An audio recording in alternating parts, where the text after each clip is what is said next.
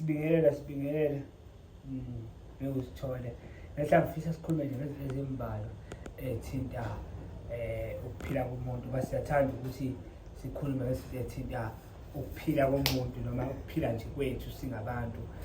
Omunye umuntu ke uzobuza ukuthi kubaluleke ngani ukuhlola ngokwempilo yakho ngokujulile, ukuhlola nje ngokwempilo yakho. Ukuhlola kubalulekile nje ukuthi kancane uhlale uhambe uyohlola. Ekhathini sesiphila kuso namhlanje sesisibi kakhulu ngoba siphila kwelinye izwe lapho khona uthola ukuthi abantu abaningi sebeyaganga, abantu abaningi sebethwele, okungenzeka khona umuntu othwale ngawe wena awazi, uhleli nje awuyikohlola izinto zakho ushona phansi, izinhlanhla zakho ziyashabalala kanti khona umuntu osegange ngawe. So ukuhlola nje kubalulekile, ukucheck nje empilweni ukuthi kuhamba kanjani, noma kuthiwa mhlawumbe uyabona ukuthi izinto zisakuhambela kahle kodwa hlale uhambe uyohlola, ucheck nje ukuthi izinto zakho zisahambe kanjani. La ekhaya ke siyahlola ngokujulile, sihlole ngokujulile lapho khona esuke sikulanda phansi, sihlola nje ngokujulile, siyakwazi ukuhlola ngokujulile la ekhaya. Njalo ntambama siyabe sithathe abantu abahlolayo kusuka ngo-6 size sivale ngo-8, sithathe abantu abahlolayo kusuka ngo-6 kuze kuvale ngo-8, thatha abantu abahlolayo. Uma ngabe ufuna ukuhlolelwa ngokujulile ungangishayela mhlawumbe ekhathini zasekuseni noma emini ubhuke, ukwazi ukuthi ntambama sikunikeza nje u10 minutes sikuhlolela, u10 minutes siyakuhlolela, then ube nemibuzo oyibuzayo sikuchazele nakufanele usizakale sesikukhuluma lokho eceleni. Kodwa nje uyangifonela ubhuke ukwazi ukuthi sikwazi ukuthi sikuhlolele ntambama ngo-6 siyaqala siyahlola umuntu nomuntu, simnikeza isikhathi according to ukubhuka kwakho ukuthi usukubhuke kanjani. Kodwa ukuhlola kubalulekile bakwethu ngoba ilapho khona esisuke sazi ukuthi impilo yethu ihamba kanjani, isime kanjani, idinga ukulungiswa futhi idinga ukulungiswa kanjani. Ungalindi ukuthi kuze kuqale inkinga makhathi usukuma mina sengiyohlola manje into samasahambi kahle, ngoba lapho usujike futhi usulinda ama-results asheshayo, usufuna ukuthi wenze imlingo ekugcineni awusasizakala endlela ofuna ngayo, usubone ngathi imithi ayisasebenzi. So ngokuthi thina hlale uhambe uyohlola, hlale uhambe emanzini, ngemithi yasemanzini, ufake emanzini ugezwe ngaphandle ukuthi ke wena ufuna ukuthi uqale inkinga kuqala makhathi uphuma uhamba uyohlola. Kubalulekile ukuhlola ngoba ilapho khona esisuke sibheke ukuthi impilo yethu ihamba kanjani. Njengokuthi nje ekuseni uyavuka uyadla mhlawumbe uyaxubha, lento isuke kuyindlela yokuphila. Nawo ukuhlola indlela yokuphila ngoba kufanele kancane hlale sihlola ngoba abantu bathi impilo nenhlanhla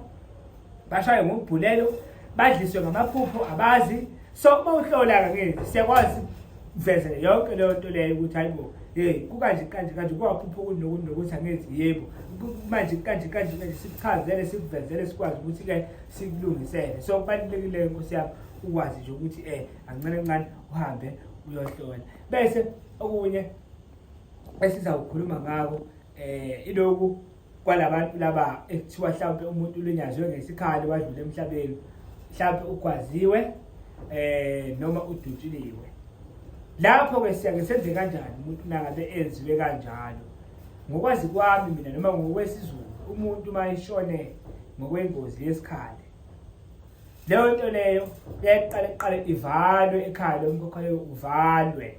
Uthi uvala ngamakhubalo athile, uvala ngesilwane esithile, ngomswane wesilwane esithile. Lo mswane loyo uyathathwa kugezwe isidumbu saleyo muntu loyo ngalowo mswane loyo othile, phela angithwasisi ngakho ngithi othile. Thathwe nemithi futhi ethile nje emithathu bese umswane kube wesi4 uxutshwe nale mithi le. Umuntu agezwe, sigezwe isidumbu salo muntu, sigezwe atshelwe ukuthi wena awusekho emhlabeni, ulimale kanje. Iba yithonge lihlekela ekhaya ukwazi ukuthi usivikele nje, nikhulume ngendlela lesuke kukhulunywa ngazo. Bese umuntu oshone ngokwesikhathi suka endulo Nkosi yami akangene egcekeni. Umuntu oshone ngokwesikhathi noma thiwa ubaba wekhaya angene egcekeni, angene nje egcekeni, akangene egcekeni, ugcine ngaphandle ahambe ayofihlwa. Ukuthi lento yamakhaza ke lethiwa ama-fridge, lento yomshwarensi lesewenziwa namhlanje, umuntu kahle kahle uma ngabe nje ekhothamile wadlula emhlabeni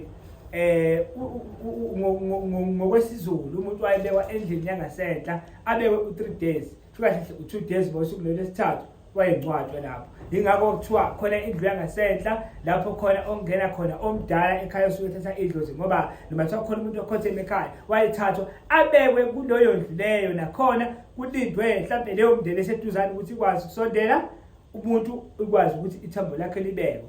Futhi ngokwazi kwami mina umuntu wayengangcwatshwa elele nje ebheke phezulu into esiyenziwa namhlanje, angikwazi lokho mina, noma futhi baningi abantu abaveza ukuthi umuntu nje wayengangcwatshwa lendlela, ngoba futhi nalento lokuthi umuntu bangabe eshonile useyahlinzwa uyavula lo muntu lo akasaba ithonga lo muntu loyo, ngoba vele akasaphelela, akasaba nje ithonga lo muntu loyo, akasaba nje ilutho lo muntu loyo, ngoba vele akasaphelele. Kodwa ke asikho lapho sizama ukufundisa, sizama ukuveza izinto ezenziwayo ukuthi nathi ekhaya khona umuntu ashona ngesikhali mhlawumbe namthatha namfaka endlini, kumele nje nazi ukuthi nangabe likwenzile lokho ziningi inkinga esizolandela, ngoba usezwe lokho ebuyela ekhaya ethulambili la ekhaya aqale manje nakuthwambe kunemoto oqale manje zife imoto oqale kube nenkinga kanti lo muntu lo elimthathelele namfaka la ekhaya. Futhi isikhathi esiningi siyazi vele isidumbu umuntu nakuthiwa ulimali asigezwa nje namhlanje nje, asagezwa ngalendlela okugezwa ngayo, usegezwa nje ngalendlela lejwayelekile nje lesiniyazichazi nani niyazi isidumbu sigezwa kanjani. Kodwa thina kwazi kwethu isidumbu sigezwa ngelwane ethile nalehlahla ethile, sigezwa isidumbu. Ngisho nomlahla nkosi uyangena makugezwa isidumbu, leyo mlahla nkosi lo sekuthiwa namhlanje umuntu ulandwa ngehlahla. Angifuni ukukhuluma kakhulu ngaleyo nto leyo, kodwa nje umuntu uyagezwa akwazi ukuthi athathwe ayofihlwa, angangeni ekhaya. Umuntu ulimale nje ngesikhathi akangeni ekhaya, lo muntu loyo akangeni ekhaya.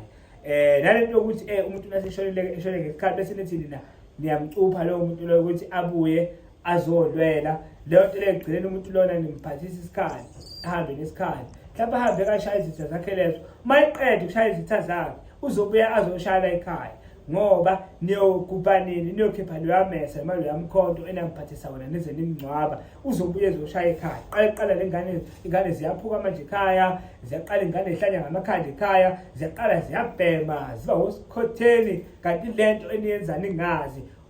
Usiko noma isiZulu sijule kakhulu ukuthi nje kuyadingeka ukuthi-ke sifundisane size sifike lapho khona ukuthi wonke umuntu siyasibamba isiZulu, ukuthi isiZulu siyini. Ngoba uma ngabe uZulu nje umuntu omnyama, uyathanda uthande ithonga into ekhona, uyathanda awuthandi ithonga into ekhona. Yindaba ngisho njalo, ungaba umuntu othona ukukholelwa ethongeni, ake siprove sithi uma ujona umuntu wakholelwa ethongeni awungi-challenge uthi nje ngikushaye ngomuthi, ngizocela mina ethongeni ngikushaye ngomuthi ngoba vele awunakile, lizovuma ngikushaye ngomuthi, usabathewe nje izinto zingenzeki, uthandazelo kungenzeki, ngoba ngibambe vele lapha empandeni zakini ngibambe khona. So uyathanda awuthandi ithonga nje into ekhona, ithonga into ekhona. Ngisho ukuthi lokunye akukho, kukhona nabo ngokosiko lwabo labantu abayiqala leyo nto leyo ikhona, kodwa thina nje sabeZulu sihleli esizulweni, isizwe lento ekhona